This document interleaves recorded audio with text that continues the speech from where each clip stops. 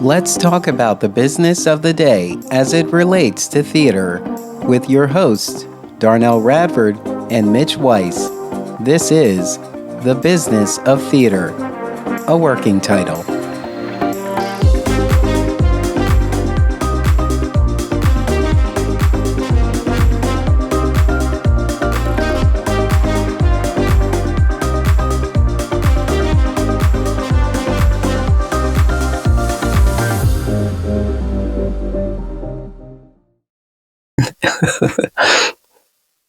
Mitch, I know what is it we're doing? What are we doing? We're looking for a working title. I know we're looking for a working title, but we cannot name the podcast The Business of Theater, something about the money. This is the closest thing you've come to reality in all of the subtitles. I know. I feel like every one of them is about the money. So. And the truth is, it would be great to just have a conversation at some point about the craft of not just the writing, but it's the collaboration of theater. It's like all the pieces, when they fit, you end up with Hamilton, a chorus line. I will not include Cats in that category. Although Jellicle Ball, the recent version. Are you not a fan of Cats? Yes. Yeah. Jellicle Ball is, rumored to, let's see, they're teasing. That's the thing. And they're teasing because they don't have the money yet. A Broadway run. So that's it. It's like when people run for office as a politician, the first thing they do is tease it and see who shows up with a check. Exploratory. What do they call it? An exploratory. An exploratory run. Yeah. Well, this is The Business of Theater, a working title. I'm Darnelle Radford. I'm Mitch Weiss. And let's get down to business. So it's something about the money because, last week we were talking about how the prices of Broadway tickets are going up. And so on the one hand, this looks like a positive, saying that there's such a draw that these tickets are going up there to meet demand, but then at the same time, but who is meeting this demand? Like who is creating this demand? Because we still have, practitioners in the business who are, not doing well. And very much in it. And most Broadway shows don't. 8 out of 10 lose all their money. But what we have right now, let's historically, if we go before Disney entered the Broadway scene, which was in the 90s, before the 1990s, historically, the only people who went to Broadway, if you remember from the old movies, they wore tuxedos to opening night. They got dressed up. They came in their limos. It was an upper class activity, just a step below what opera was in those days. However, we knew that a show would run 3 months to a year based on the excitement of people who lived in New York and had money. Uh-huh. Now, of course, shows last 20, 30 years, and that can only be done with the people of our country and the world showing up as tourists. So they're the ones who have decided we are a theme park, and they are willing to spend. I'm getting right to it, aren't I? I'm going right to the negative. And they are making it almost impossible for those of us who want to see all the shows to afford to go to more than a few. Mm-hmm. We're in the business. I can't afford to see most of these shows. No. Even when I have friends who will help me get in. Yeah. So, it's interesting. I went to see a couple of shows this weekend. My partner music directed Honk Jr. And we went to see that. And then at the Hedgerow Theater here out in Media, we saw Nora, A Doll's House. This is a newer adaptation that puts 3 Noras on stage in different time frames. Wow. 1920, 1970, and 2018. And it kind of processes like a dream that a Nora is having, factoring in the future of everything that they've been dealing with. It's a very interesting piece. Anyone in Philadelphia area, it's on their stage through April 6th. You should go see it. It's very and reminding people for the future, this is 2025. This is 2025. Yes. Yes. So I see a lot of shows. One of my friends messaged me on the social app and said, seriously, how many shows do you guys get to? I feel like you're everywhere. And so from last January 2024 till today, I have seen 92 theater productions. Wow. That is not counting every event or production that I've seen. It's just these are all the theater ones. And that's a lot. But my most in a season is 208. Not bad. But I think it's because of festivals. Do you keep a record of everything you've seen? Yes. Is it as organized as it could be? No. But can I make sense of it? Absolutely. So every show I see is in my calendar. It's been in my calendar since 2010. And so I can very quickly type in something that references, because I always put the show's description and like key things in there. So I can say, wait a minute, I've seen a Steph Smith play before, and type it in and get, wow. Yes. Good for you. So it's a good database. Yes. Well, and being that my list started long before a computer or the internet or a digital calendar, it's on papyrus. No, it's not even that. It's almost on. Yeah, it is in a book. I have one of those books that you would take tests in high school or something. Like a composition book, right? And I am up to 3,000 Broadway. Wow. I only keep Broadway and off Broadway. I do not keep high school productions I've seen. I do not write the readings that I've gone to. This is just full productions of plays and musicals, Broadway or off Broadway. And the problem is, for me, I want to see more, and why I brought it up. And I can afford less, and I'm going to much less than I want. And sometimes I go to things, well, rarely, but I go to things I don't want to because a friend's in it, and I know it's going to be cheap. And at least that way I get to see something. Like you saw Nora instead of seeing the actual play. But it was it was interesting. And sometimes you do get an interesting production out of it. But I am dying that there are shows that went away before I got to see them. Yeah.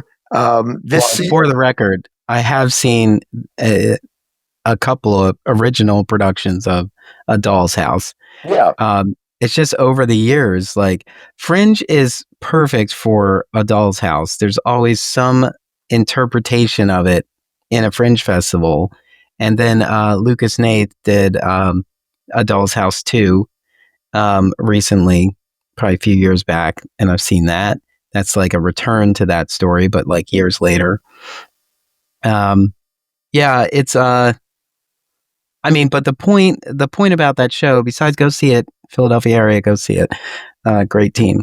Talking about, I'm able to go see these shows because I'm on press lists. Right. I'm an arts leader, so I get invitations, but I also realize that I don't take that for granted. I go to the show. I often post that I'm there. I give key information, like here's when the show closes. Here's a link. Like go get tickets. If I've had a conversation, I want to link to that. So I feel like I'm on the promotional side of it, but I know it's still tough for people to get there. Like we have at Theater Exile, my company, we have tons of discount options to get people in the door if they feel like the price is out of reach for them. There's some options to alleviate that, and I know a lot of companies do that. It's just so crazy to think about, like, if we had the marketing dollars of a Broadway show, you know, like all of these theaters would be thriving. Yeah. They would find their audience like wherever they are. It would be like, wow, I'm glad I got this. It's interesting to me, and normally I don't compare the two, but as we have talked about probably all my life, if you can get money out of politics, we'd have better people running, because it's not about them raising the money; it's about them trying to be a statesman or statesperson and do the good thing for everybody. Blah blah blah. Well, you look at the theaters, and everything is about how do we have enough money to be able to do that, as opposed to there's a database that everybody gets and wants, and they get to say, oh, I will. Every place has discounts. Every place has. I can just choose what I want to see as long as I'm willing to spend something. And we don't treat art that way. We don't treat theater that way. It's the same problem. What is in front of our face on a particular day, and that costs money to get it in front of our face. It's a tricky situation. Part of the new normal is to figure out how theater markets itself and sells itself so that it can survive. Your fringe. Oh, go ahead. I'm sorry. Oh no, I was going to say it would be interesting if the thought process behind the brick and mortar for a theater wasn't to just sprawl out and do as much as they can in the space. Like, if someone's building a theater today and they say we want to have a main stage and we're going to have a second stage or a black box or something, it'd be really great if the intention behind that black box was to provide an accessible performance space, instead of saying, well, we have a more intimate season that happens over there, and so we just don't have any room. It would be interesting if that would happen, because sort of the cachet of the main theater that's housing the space, that is inhabiting the space, could be a draw to a smaller company that is in their experimental space. I agree with you 100%. But for some reason, it hasn't clicked. We don't know anybody doing it. And there are theater companies. I've been talking to a number of people just this week about how many companies are closing and how the others are just still looking for a way to return to the way it was, as opposed to, hey, guess what? It didn't work before. Let's find something new. And that's the struggle, I guess. I don't worry about the brick and mortar. I'm one of those people, when I work on a project, I find a place to rent or a place that's dirt cheap, and I try to spend the money on the people working on the show, what little money there is. And that helps. Yeah, which I think it's easier to carry that mindset when you've got the fixed expenses of, I rented this space for a period of time and that's taken care of. Yeah. But when you own the space, anything could happen. You could have a great show tonight and then the plumbing goes in the bathroom, or, the power goes out or something blows and you've got to get it fixed before the next show. Like, there was a theater who, opened their show last season. Philadelphians might recognize this. Like, last season, their show opened, and then shortly after it opened, someone robbed them, stole all their sound equipment. Yeah. It's like there's something, and you have to have a contingency. But that's a reason to rethink what you want to do with your life. The Schuberts, who own more Broadway theaters than anybody else, famously did an interview with the New York Times about 30 years ago. And he said, we are not in the theater business. We are in the real estate business. Yeah. And it happens that the people who rent from us are shows. And he says, so very clearly, we're looking for the way to make the most money for our stockholders by rentals, and he said, that's the way we look at it. So when we decide what show we're going to allow in our theaters, and it's a guess, we try to choose a show with either a producer we trust or a show we've seen in London or somewhere else that we believe will make money so that our percentage of that will make money. And it's a very different way of thinking. So, and then of course, my union, we have 3 parts to it. We have a press agent, a company manager for the show, and then a house manager. And the house manager takes care of the building. And all the staff that works for the building. That is considered theater, right? And the house manager and company manager can each do each other's job because it's payroll and it's paying bills, but they're very different kinds. Yeah. And so to me, you have to be careful. If you go to a regional theater and you become the managing director, are you really taking on the role of being a landlord, or are you actually doing theater? Basically. Right? That's the question. Or can you somehow mix them together in a way that satisfies you?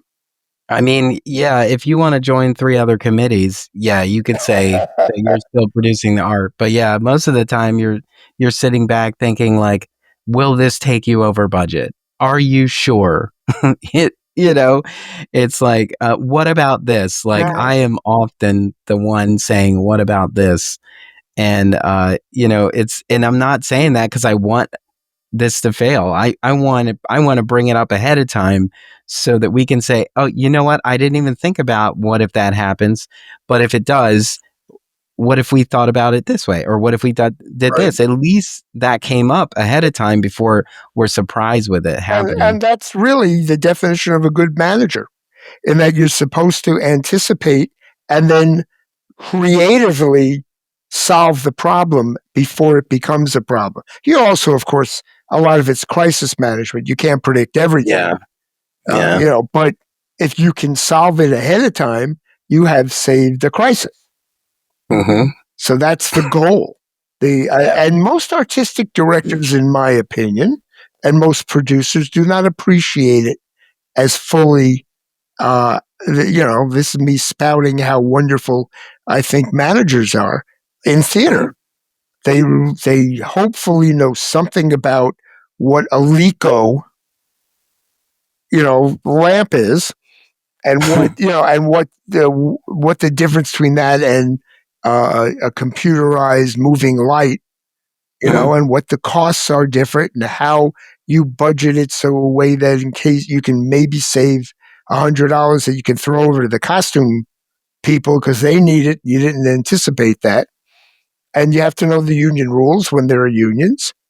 But this is the stuff that allows it to happen. So the spoiled creative people can just say, I want, or from Into the Woods, I win. Yeah. Right? More than anything. Yes, they can. That was your cue. Good for you. True. That's the only reason I did that. I was hoping you were going to start singing. Reflex. It's a reflex. I know. It's funny how iconic Sondheim lyrics are, because it just takes over you. You just can't think about anything else but the next line. Yeah. Yeah. But yeah, it's a struggle. But yeah, you have to come into work saying, I came to solve problems. Well, and that's also the excitement of it. I mean, it's fun. You walk into work and you have 3 things on your mind and you don't get to any of them because everyone else's problem came first. Yeah. Yeah. I know. That's why I do have like a focus time at the top of the day where I'm not even on site. That gives me time to just sort of sort out the day. I'm not even working as a manager, and I do that every morning. I literally sit there. The news can be on in the background, but it's not important. It's just about structuring your day and the answers to what's coming up and what you have to think about in preparation. And it helps because then you walk in with a game plan, even if it gets messed up. I feel like it, in a way, I kind of feel like I have justified being fashionably late. Like I'm not late. Like there's a time that I'm expected, but the time that I got into this mode was 2 hours ago, Right. you know? And so I feel like by the time I get there, I've already thought about the day. And so I'm like, okay, I know the things I have to do, but I actually do have a lot of space to deal with whatever comes up. And so, yeah, I think that just works for me. It's also part of like, getting up and then getting up whatever time you get up during the day, and the first thing you take care of is you. You get up and do whatever you have to do to like get into this day. Whether it's go work out or go take a walk or have your coffee, or read a book, write. If you do all that ahead of time, when you actually get to work, it doesn't feel much like work. And let's talk about, because I about people who don't have work yet, or who are in between work, which is most of what our industry is about. I mean, certainly, even as a manager, you are one of the advantages of being in a regional theater is it's a year-round gig, but most of us are show by show. Yeah. And I had lunch with a fabulous young actress who certainly can do the job. And she has very smartly found 3 different jobs that allow her to be very flexible. So she goes to lots of auditions. She's doing her preparation, her homework. She's taking it seriously. And yet, because of her type and her age or whatever, she's not getting the gigs. At what point do you give up? And that was the discussion we were at. I'm not advising anyone on that it's individual for everybody. Yeah. But that is always the question in our business. What happens if you do get the job and you say, this is not exciting me the way it used to, and I have no prospects in front of me. So now you're making money to pay your bills, but you're not happy. And the only reason we're in theater is because it's not Mobil Oil, right? Yeah. We're not with Texaco or Chevron or whatever it is. And we certainly don't have to work for the government. So we've got something which every day is exciting and ought to be, but isn't necessarily satisfying. So we're in a similar boat. Do you give up? Do you say, this is all I'm going to do?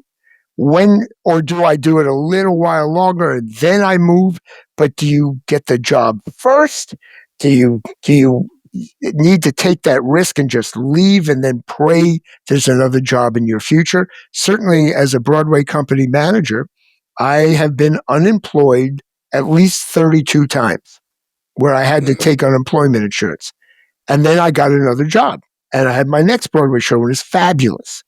And that is the nature of my business. If I wanted to be a manager and a show closes, I am out of work. No one's there to say, you can help out in the back room. Yeah. And you move on to the next show if you get it.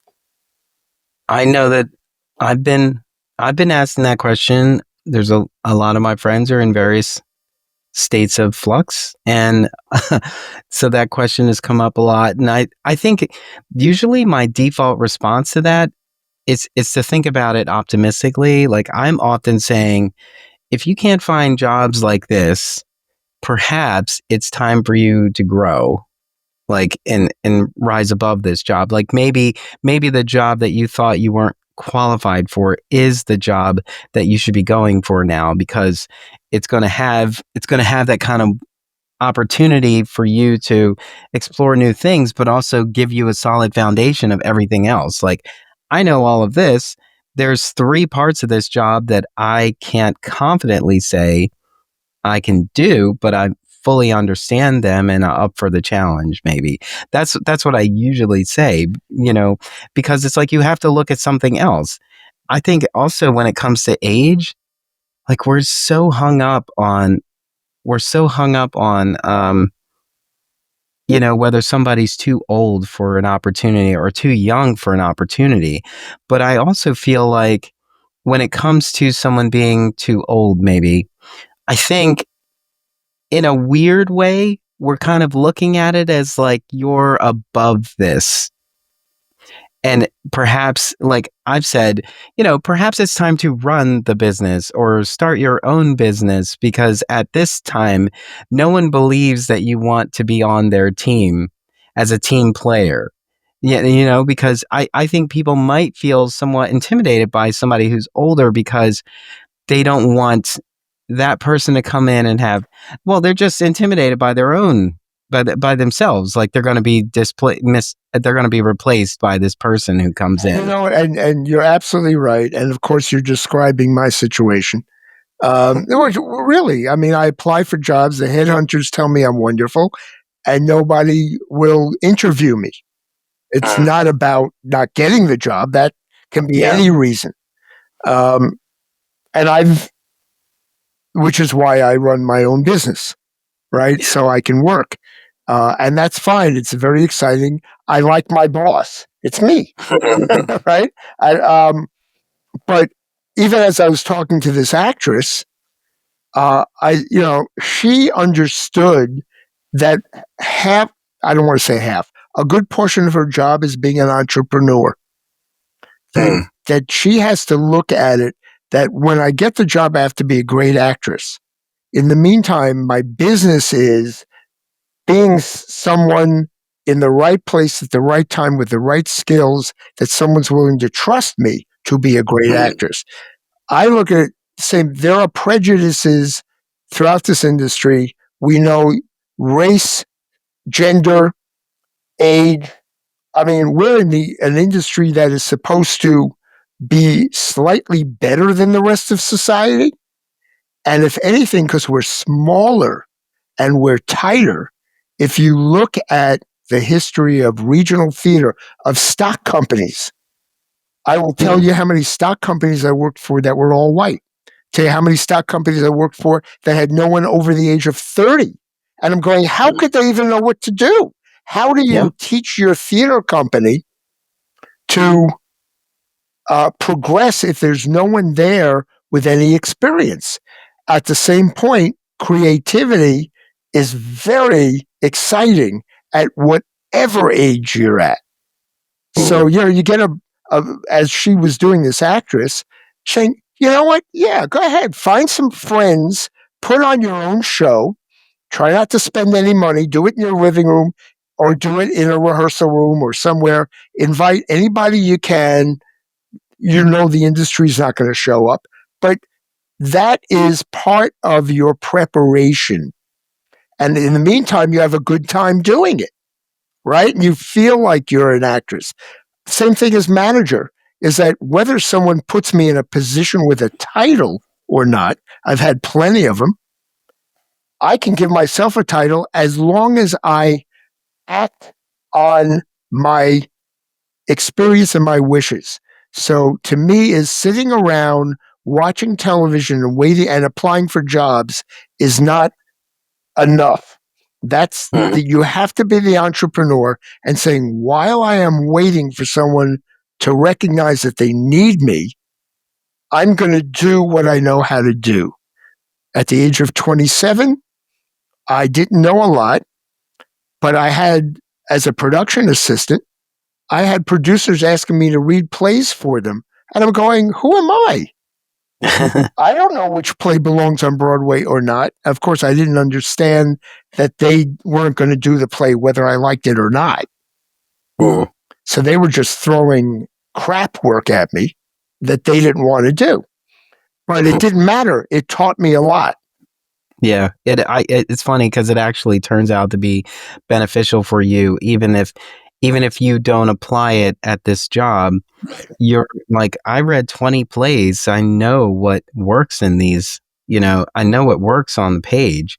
Yeah, we always stress the value of reading plays to our interns, because our interns aren't the only ones who read plays. They become part of our season planning team, which is really great. And even if they're not the decision makers, they feel the process.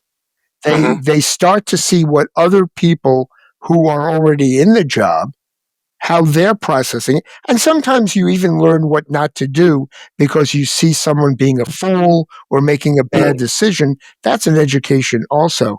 I will say, and for the record, I know most of our audience may not know her, but I went to a memorial yesterday at the Public Theater.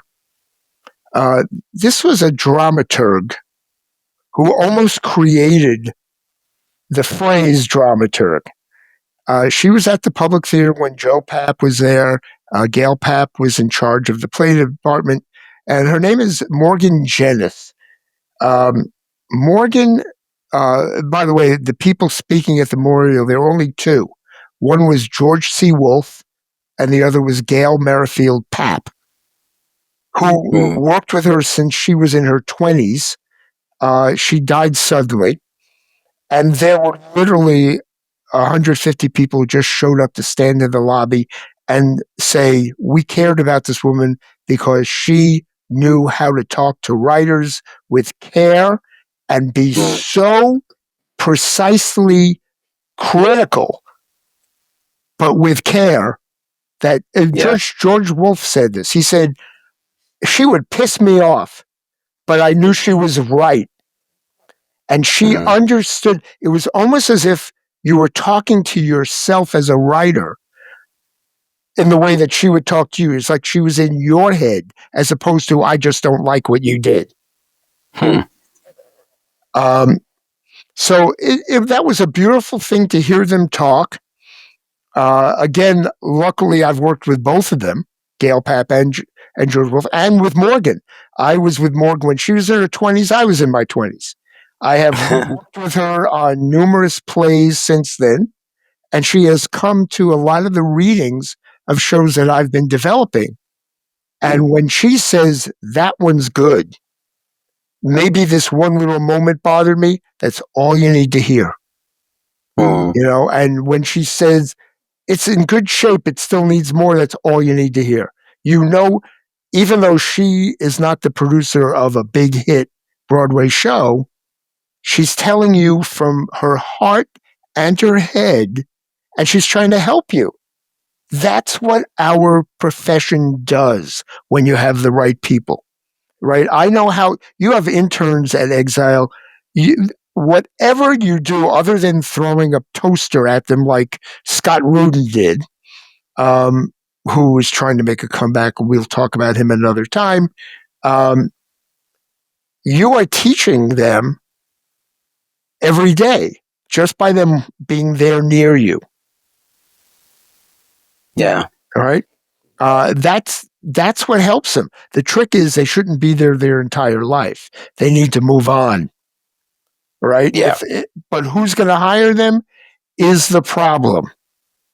None of us have the answer to that. I'm doing a lot of talking here, but you're bringing back sensitive issues. I was teaching at a university during the pandemic, believe it or not. I shouldn't have been, and the students should not have been in the room, even if we were spaced 10 feet apart. And this was an obnoxious group of students, in my opinion. They all thought they knew more than they did. And this is now, 4 years ago? I just got an email from one of them because I handed out my card to everyone. He's the only one who has contacted me since. And he was the most obnoxious, narcissistic person in the group because he was doing lighting and sound for other theater companies while he was at college. And so he thought, I'm going to work forever. Hey, I don't really need all of this. I'm getting work. And all of a sudden, he can't find work. And he realized, I don't know anyone outside of this little circle of nonprofit theaters in New Jersey that I've been working for. And he wrote me and said, you always said I could ask you, like, how do I meet other people who might hire me? This is years after college. And what a great question. Now, I had some suggestions of what he should try because he is skilled. But it is everyone's problem, and college will not teach you that. They can't. They're not in the real world. Yeah. So that is. So when you give, by the way, so when you give someone an internship, regardless of how little, if any, money they make, something about the money. See, I bring it back to the subtitle. We get there. Yeah, but that is supposed to be why they're there, right? And we're doing something for them. And if the intern can stand out just a little bit, then we can recommend them to somebody else. Yeah.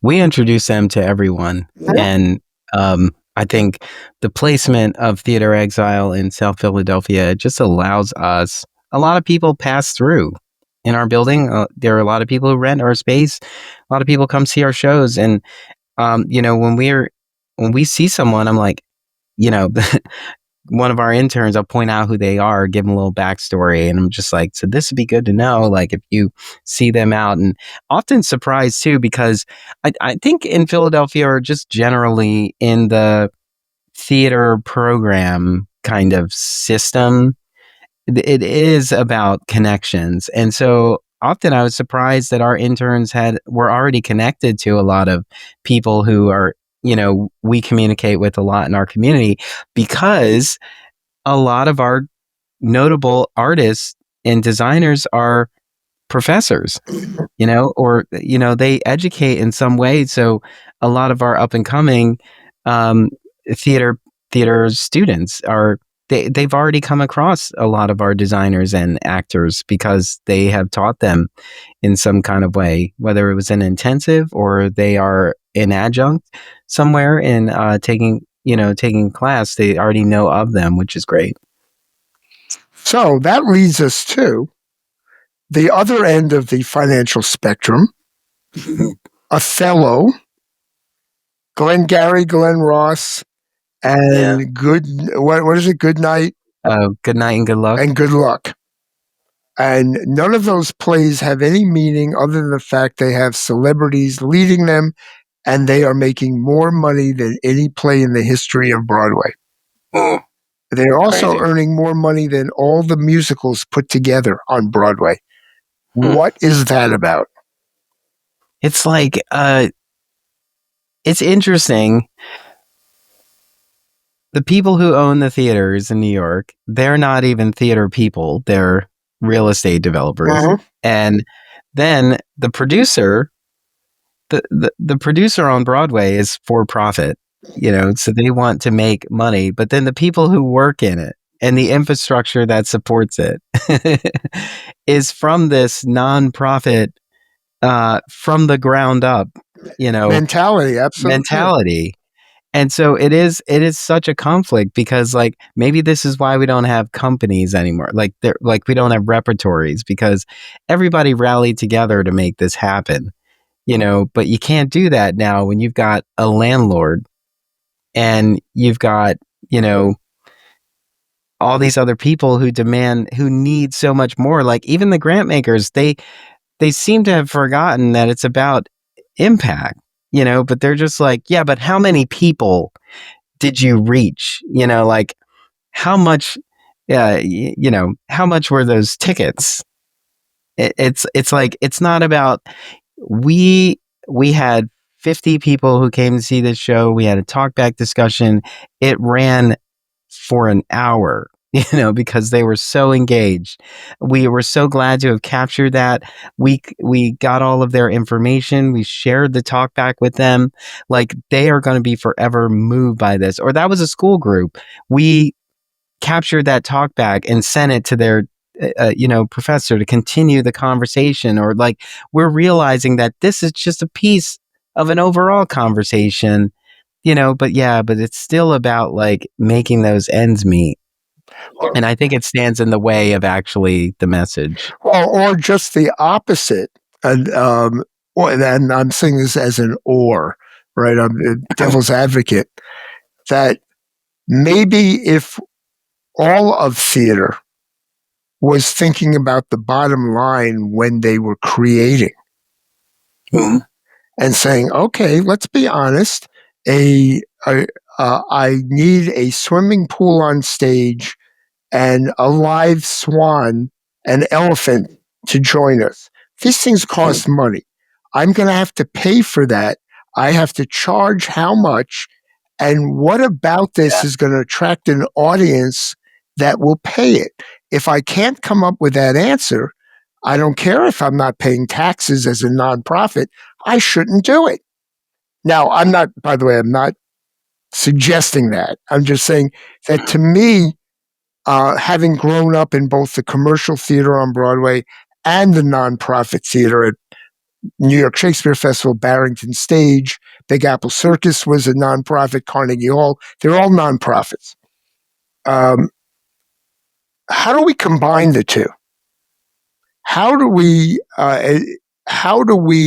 make enough money to pay people so they can live through their artistry, create great things, and still cover our expenses?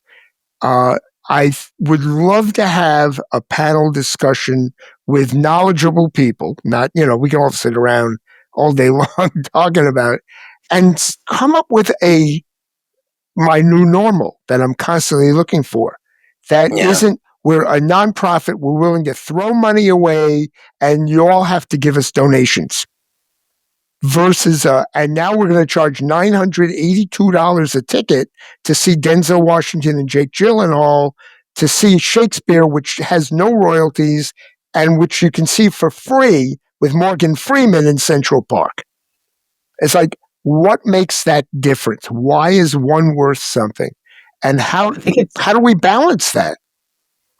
I think it's going to be more of a problem if we start to see regional theaters, regional like nonprofit theaters raising their prices even higher. At the moment, because of the government not contributing, it's probably going to get worse.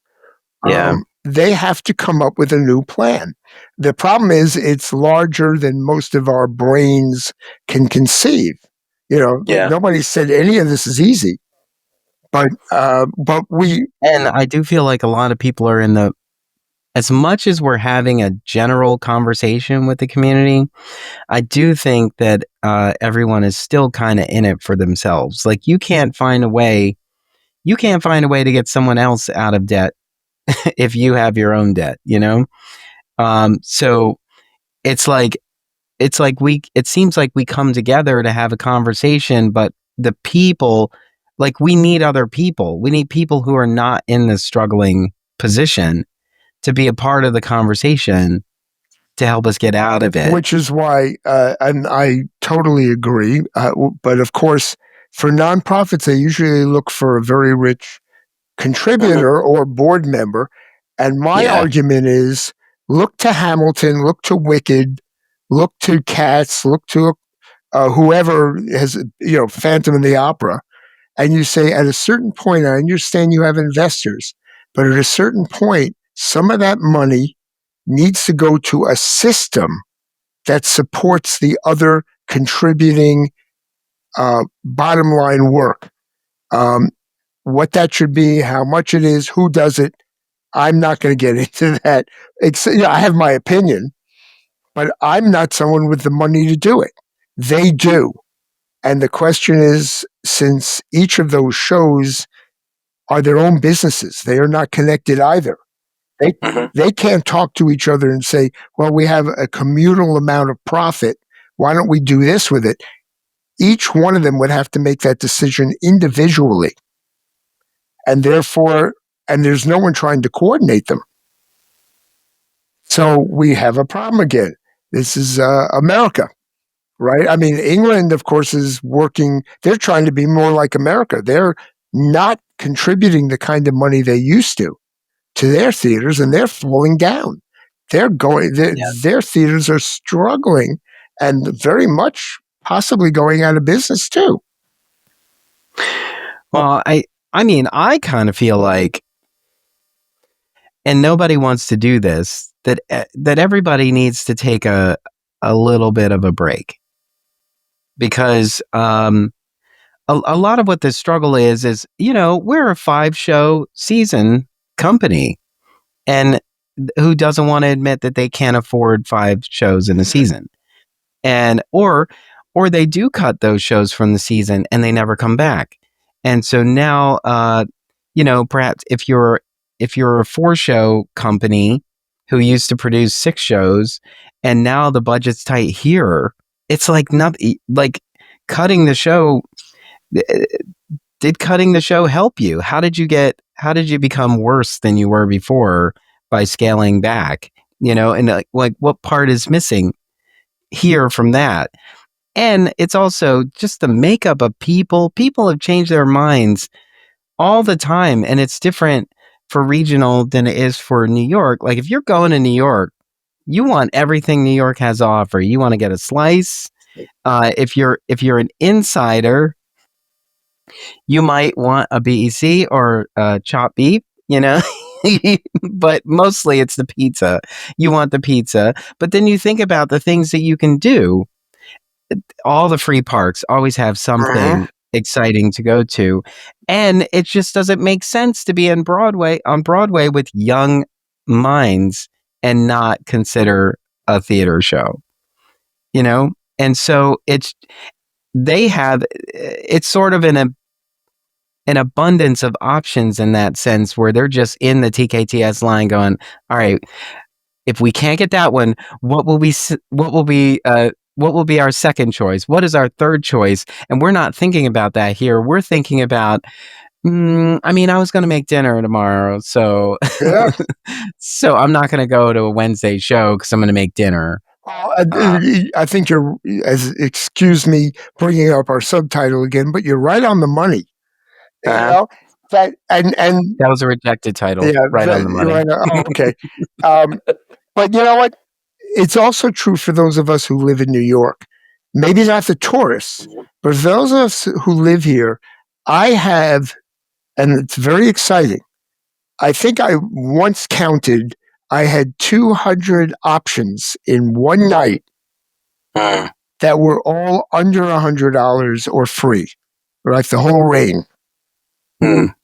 That's exhausting. And you're right. So I went to dinner with friends. It still cost me $100. No, not really.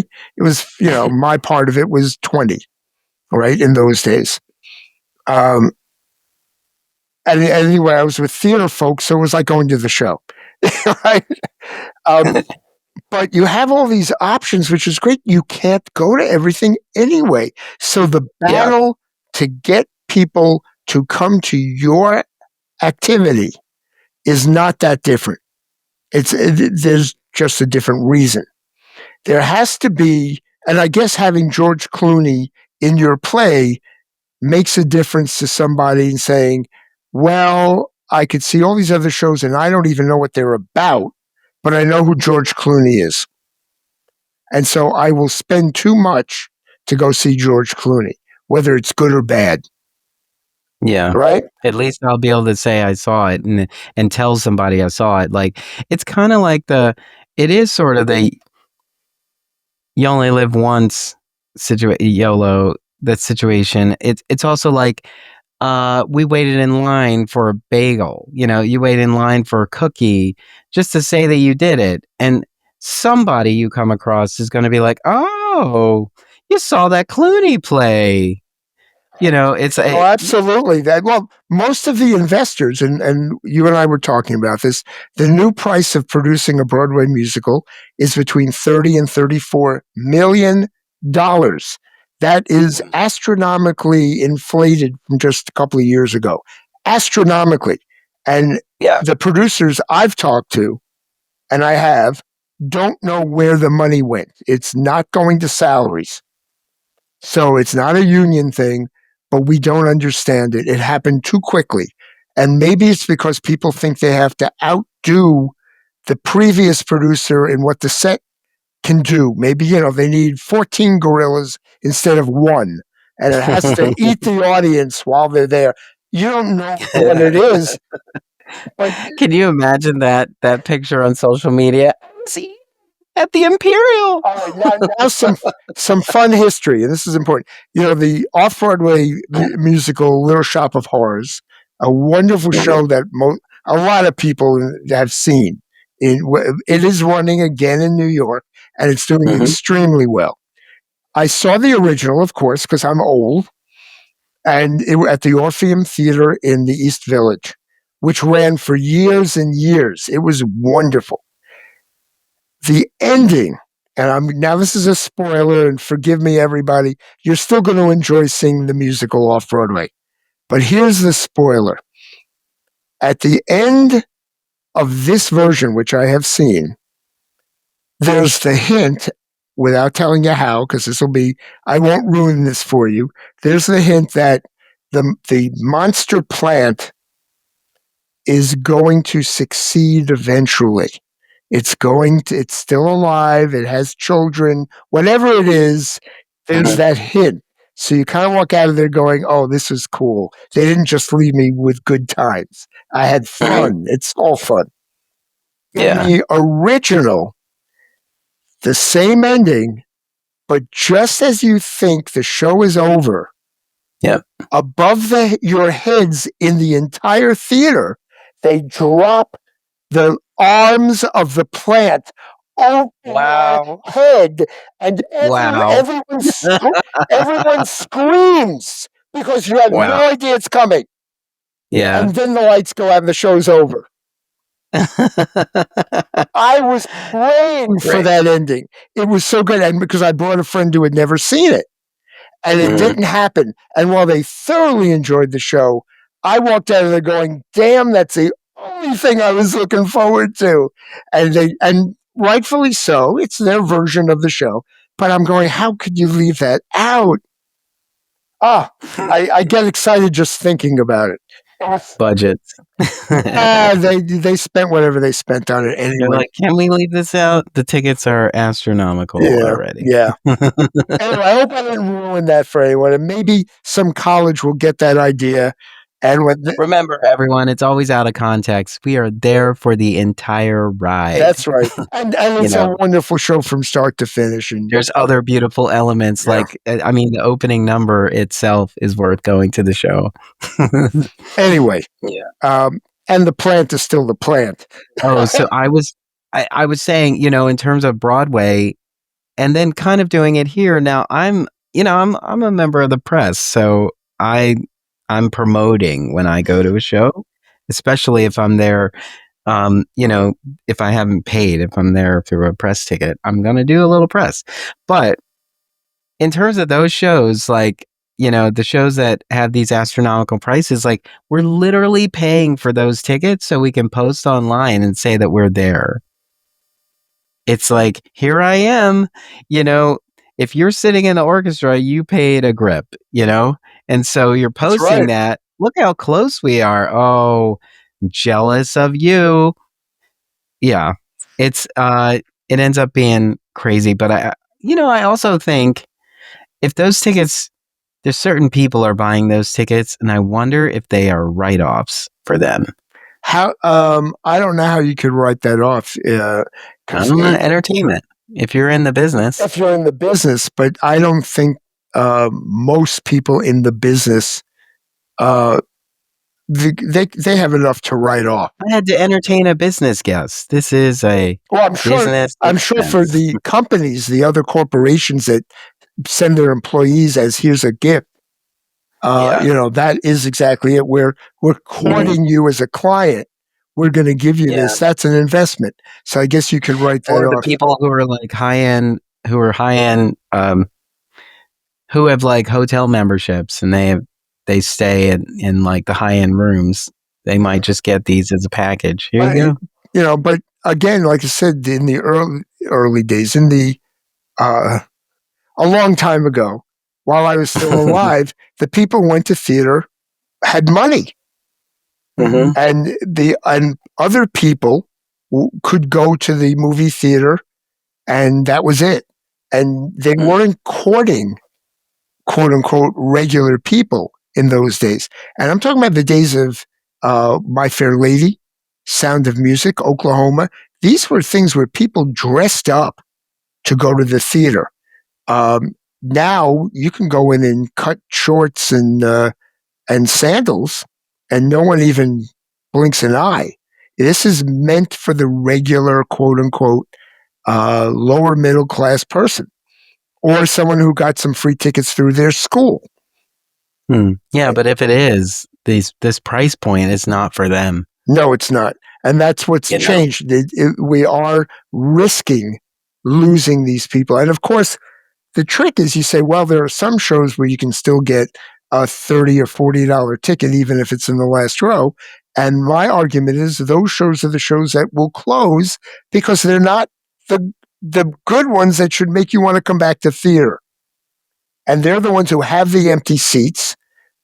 Hamilton notwithstanding, they have a limited number of seats. Wicked has a limited, I mean, everyone's got seats that they've put aside for cheaper prices. But when you have a 2,000 seat theater and you have 20 seats in it that are reasonably priced, how many people, especially tourists, can afford to go? Yeah. Right? So the tourists are going to have to be rich. They're going to have to pay Disney World prices for their family. And then, of course, they have to eat at a New York restaurant. They have to congestion pricing if they're driving in. They have to pay that. It's a fortune. And even those of us who live in the theater district, it's a lot of money, especially when you're not sure you're going to see something you like.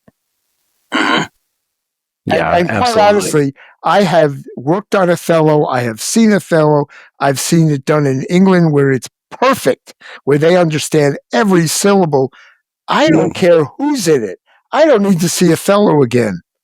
You know, it's just, sometimes it's just, what is the play? You know, I saw the original Glengarry, Glen Ross. Yes, do I like to see good actors try a new thing? Of course, but not if you're going to charge me multiple hundreds of dollars. And when you get to a certain age, sitting in the last row of the balcony is not acceptable. Doesn't mean I need the best seat. But once you take away move me from the last two rows of the balcony and the prices hike. In fact, I'm going to I don't want to badmouth anybody because they're all bad. I'm going to see a show this week in which the last 3 rows, they gave 3 rows, are $101. That's the last 3 rows. They don't have anything cheaper. Once you go above that, the next price is $203. And the show hasn't opened yet. We don't know if it's good. That's the lowest. I mean, eventually they'll have, something if you stand in line at 6 o'clock in the morning and, and put your name in a barrel, you may get a ticket cheaper. But that's only if they're not selling out. And we don't know if they're going to be selling out. There's something, it's not just theater, it's our society. I don't know the answer. We are on the demand.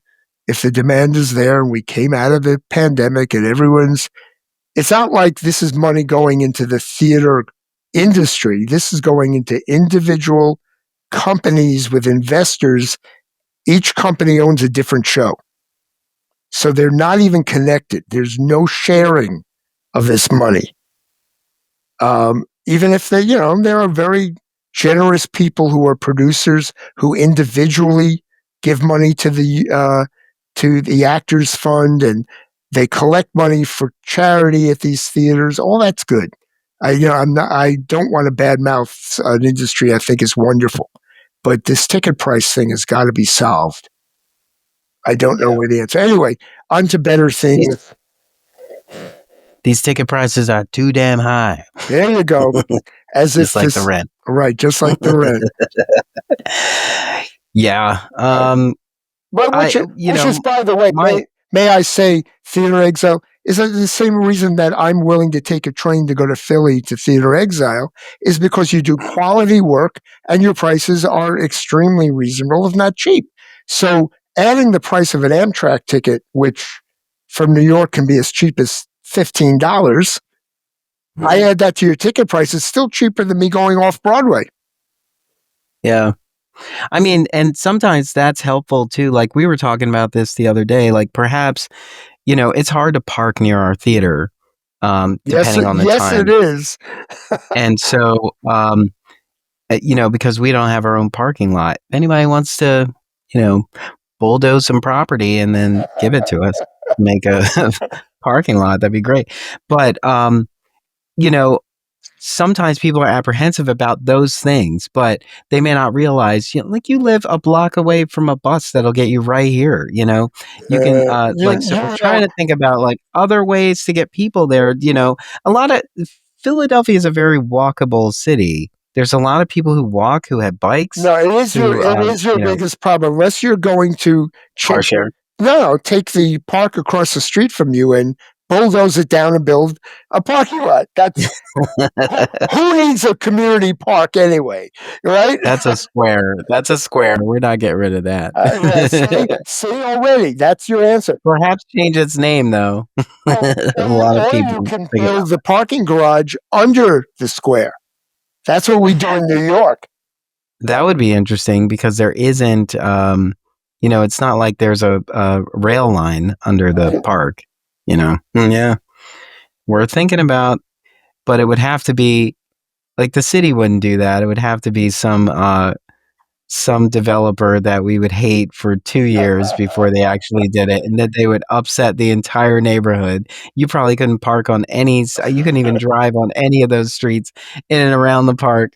And the kids are in the field just like while they're surrounded by construction vehicles. And the construction noise would only happen while your shows are going on anyway. And so they're going to disturb everything you do. Why are they working at night on a Sunday? I don't get it. In New York City, illegally, by the way. They're not overtime. They're not allowed. Yeah. And I've been woken up by construction on the street. And you call it in, they say they're not allowed to do that. And then, by the time the next night, they're not doing it. So they can't even find the people. Yeah. Anyway, back to theater. Back to theater, and that's the business. Well, hold on. There's one wonderful thing in New York. It's a truly wonderful thing, and I hope we can encourage the rest of the country to do this. There are more shows opening in the next 3 months in New York than there have been in years and years and years. They're revivals, they're new shows. It doesn't matter. They may cost too much, but many of them are just going to fold because there are too many of them for the audiences that are available. If we can convince all the regional theaters while they're struggling to just put on more theater, not less, and just spend less on each of them, the audiences may still show up. And my guts are that the goal isn't to say I only have enough to do 2 shows or 3 shows instead of 5. It is, we usually do 5. This year we're going to do 12.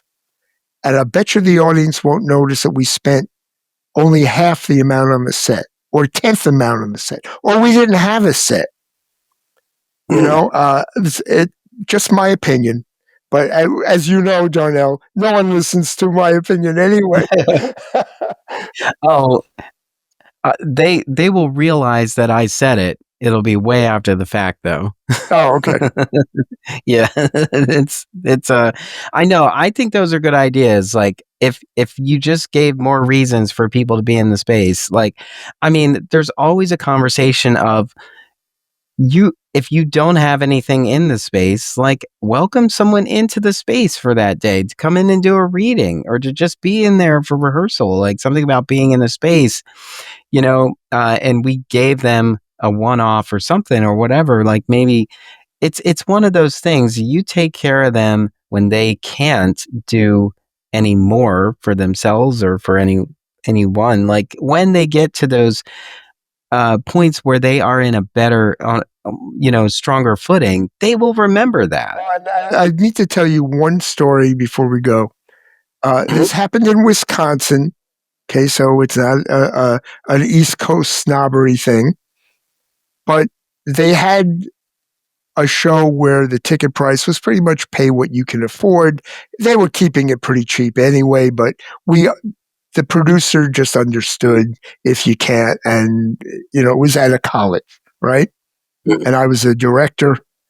A woman came to the show with a cake she had baked and said, "This is what I can afford. I'd like to give you for the cast that backstage to thank them for what I'm about to see."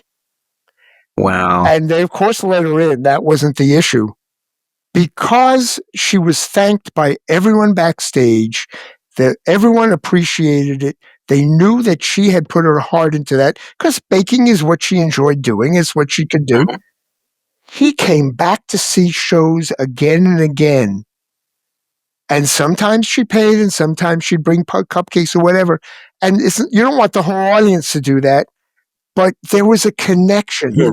It's because someone was giving, saying, "I thank you for putting on the show and letting me in, and this is how I'm doing it." And then they thanked her back, and the mutual thanks is what made it a theater goer.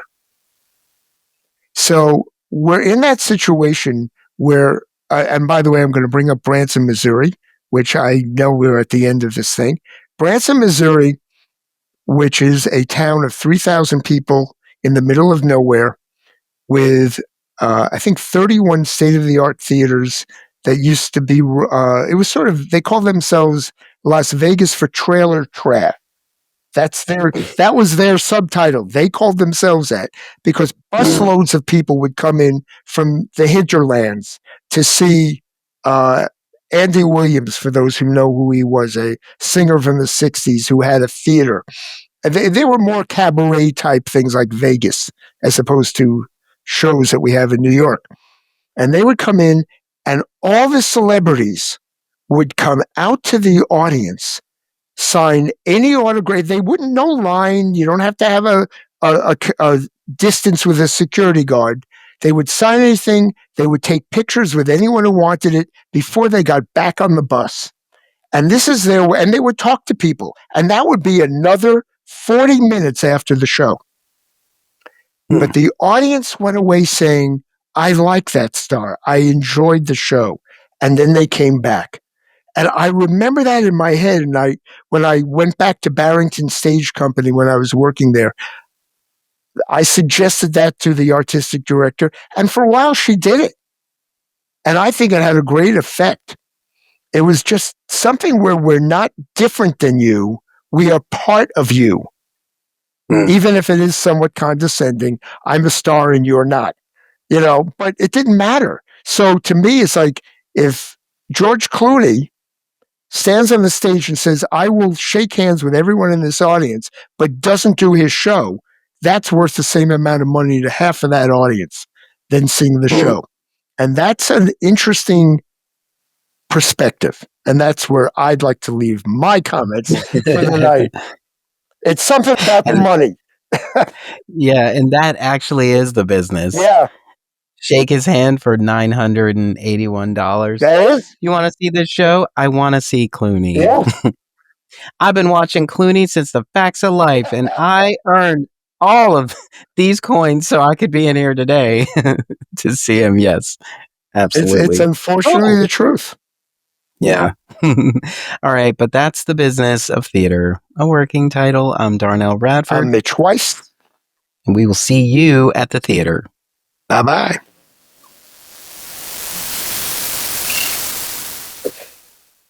You see, you get me talking? I could go on for hours. Thank you for listening. Tune in next time for another episode of The Business of Theater, a working title, with Darnelle Radford and Mitch Weiss. Subscribe to the podcast wherever you listen to podcasts. Share the podcast with a friend, colleague, or give us some social media love. This podcast is an Emory production.